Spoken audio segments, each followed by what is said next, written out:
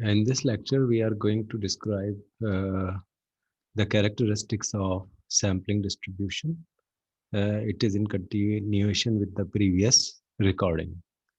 Sampling error is the difference between the actual value of the parameter and the estimated value of the parameter. That error is known as the sampling error. In simple word, we can say that if x bar is a statistics and mu is a parameter of this, then the difference between the x bar and mu is known as sampling error. Sampling error is reduced if we increase the sample size, because as we increases our sample size, the x bar becomes closer to the mu, and that difference will be very small. So the difference between the statistic and the parameter is known as sampling error. Uh, Sampling error, as I told you, if we increasing the sample size, the x bar and the mu becomes closer. So we can observe that the sampling error will be reduced if the sample size is large.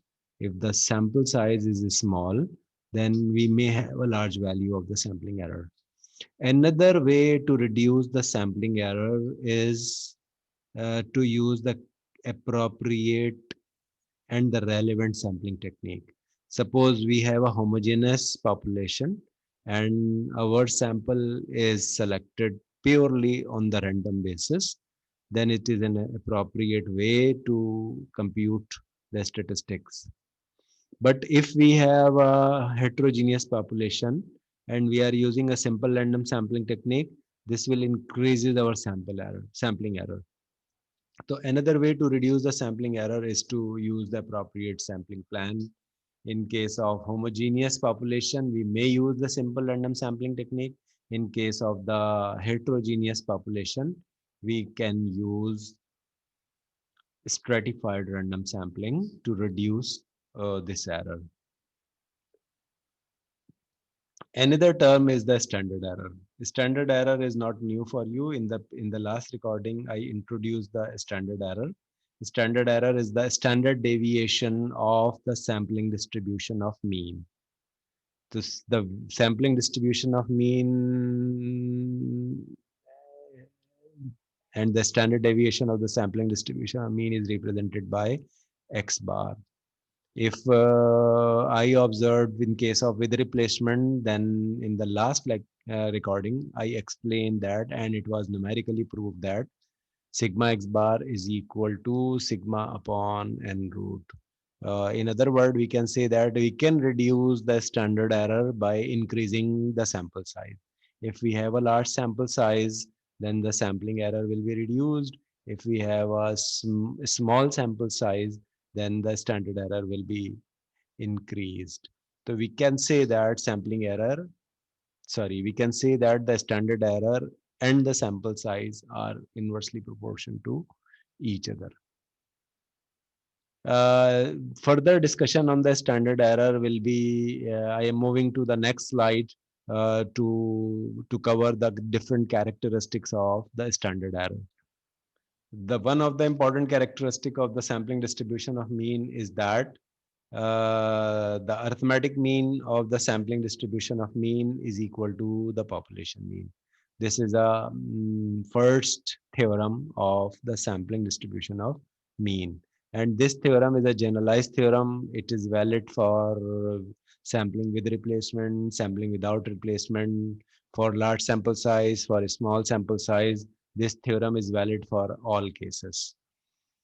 Whenever we are talking about the standard error, which is the standard deviation of the sampling distribution of mean, so you can say that standard error is equal to the sigma upon n root, as I told you in the last slide. Sample size increases, the standard error reduces. This theorem is valid only for the sampling with replacement. If we are doing the sampling by without replacement, then this formula will not be valid, and we have to explain the another version of the standard error that is known as the standard error for without replacement. So I am concluding this slide. In this slide, we can say that the mean of the sampling distribution of mean is always be equal to the population mean. It is valid for all situation, either by with replacement or by without replacement, for small sample size as well as for large sample size. But here what we are saying that standard error, this formula will hold only whenever we have sampling by with replacement. If we are doing the sampling by without replacement, then the version of the standard error will be changed and we have a new version of this theorem. In case of without replacement, the formula of standard error is this. So you can observe this is the same value of the standard error as we have in the case of with replacement. So in case of without replacement, the formula, one portion of the formula is same, but we have an enhanced version of this, and in this case we have to multiply it by this factor. This factor is known as finite population correction factor, FPC. FPC is what? FPC is equal to n minus n upon n minus 1. Capital N is representing the size of my population and small n is representing the size of my sample. So this factor is known as FPC, and in this formula of standard error we have under root FPC here. So you can remember the two versions of the formula are quite simple. One part of this formula is same, which is sigma upon n root, and we have a square root of FPC along with this. So this is known as standard error in case of without replacement. This is known as a standard error in case of with replacement. In the both version, you observe that as the sample size increases, the standard error will be reduced, because in the both formulas we have under root size of sample in denominator. That is an indication of inversely proportion. Another characteristic of the sampling distribution of mean is that sampling distribution, suppose X is a population. This X is representing a population and that population is normally distributed. So what we can say that X is a variable which represent a population and we already knows the population is normal with the mean mu and the standard deviation sigma, means the variance sigma square. Suppose this is already defined. Then for sample size n, the variable x bar is also normally distributed with mean mu and standard deviation sigma upon n root. This is one of the important characteristic of sampling distribution of mean. What we are saying here, okay, if x is normal, means the population is normal, then the sampling distribution of mean will also be normal, but with slight variation. And what that variation is, when the mean of the new distribution is mu and the standard deviation is sigma upon n root, and the variance is sigma square upon n. If we are representing it by variance, and as we define the parameter as variance, that is sigma square upon n, and standard error will be sigma upon n root. So I am concluding this definition of sampling distribution here. According to this theorem, if the population is normally distributed, then the sampling distribution of mean will also be normally distributed with the mean mu and the variance sigma square upon n and standard deviation sigma upon n root. Another version of this theorem is known as central limit theorem. Central limit theorem is saying something different. What it is saying, it is saying that for a relatively large sample size, here is a restriction of large sample size.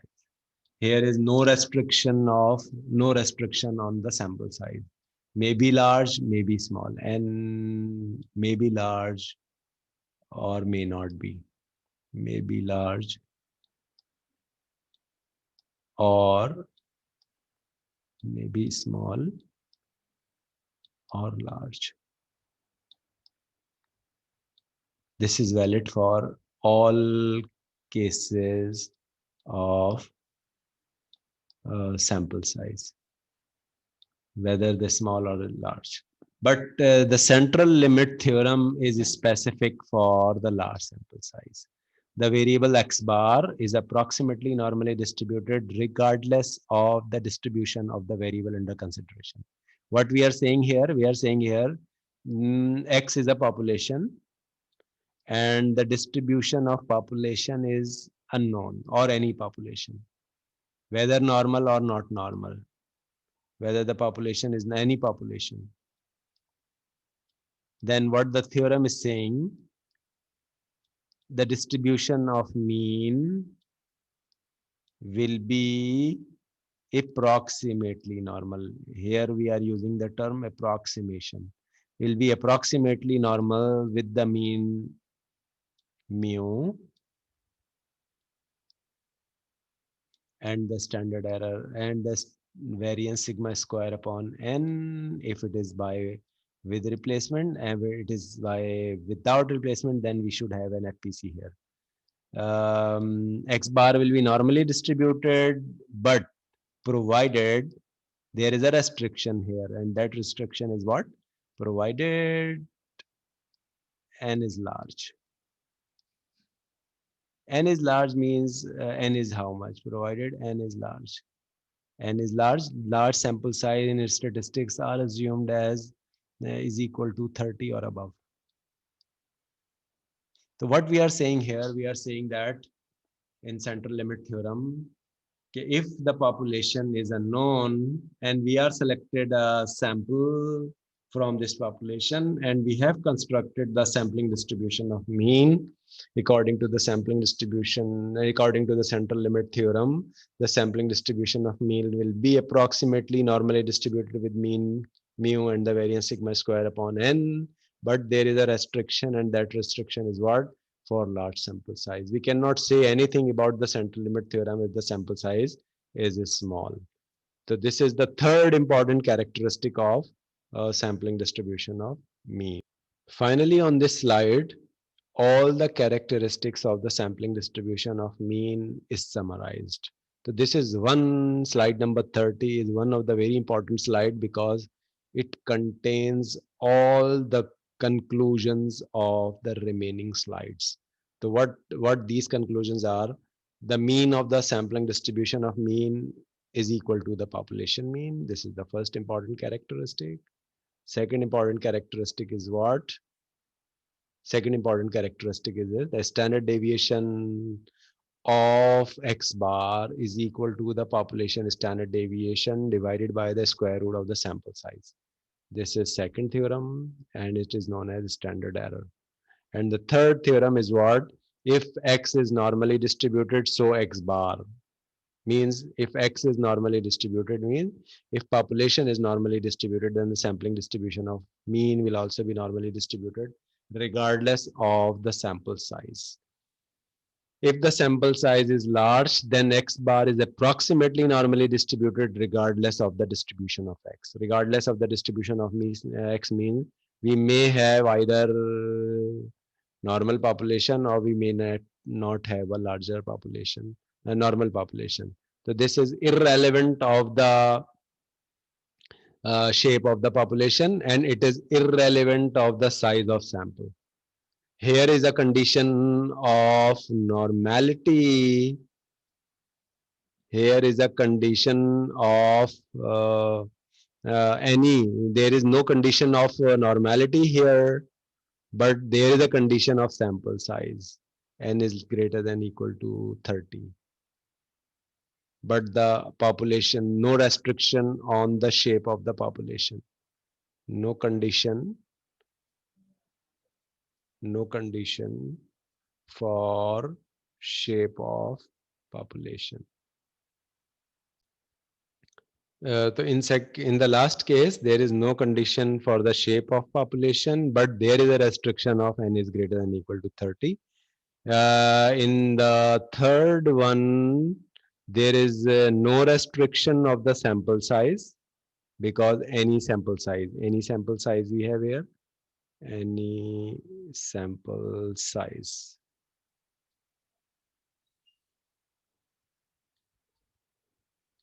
But there is a restriction of normal population. There is a restriction of normal population. Population is normal, then sampling distribution of mean is normal.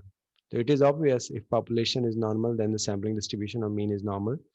But it is not obvious if population has any shape, then it is important the same sampling distribution of mean will be approximately normal regardless of the population shape. But the sample size must be greater than or equal to. This surety is given whenever we have n is greater than equal to. This is the graphical representation of the theorem as I defined on the previous slide. The first row is indicating the row for a population, the distribution of population. Row number 1 is representing a population, shape of population. So in the first case, the shape of population is normal. In the second example, the shape of the population is extremely downward or an extremely right skewed. In the third case, the population is symmetrical but not normal. It is known as a uniform population. So C is the uniform population, it is C, and it is a reverse J shaped, or we can call it as extremely right skewed distribution. It is bell shaped, or we can say it is normal. So row number 1 is indicating of the population, while the remaining rows is indicating the shape of the sampling distribution of mean. These all are rows. These rows are related with the sampling distribution of mean. This is also related with the sampling distribution of mean. And the last one is also the shape of the distribution of sample mean.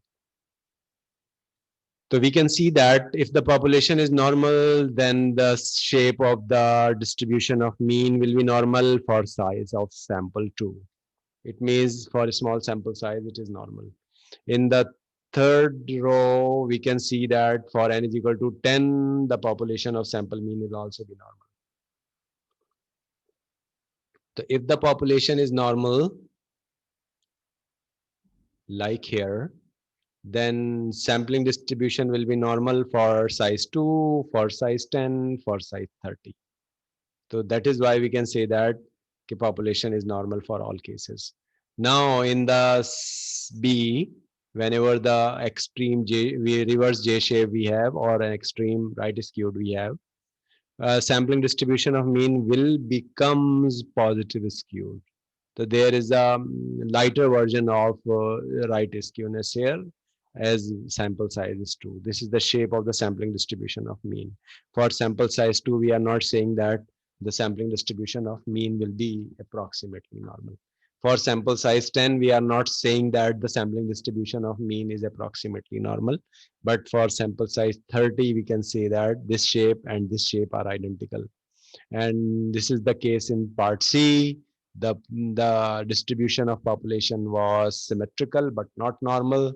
For sample size 2, it becomes a triangular shape, and for size 10, it is a bell shaped with the less kurtosis. But in case of size 30, you can see that it is perfectly normal with the kurtosis and skewness.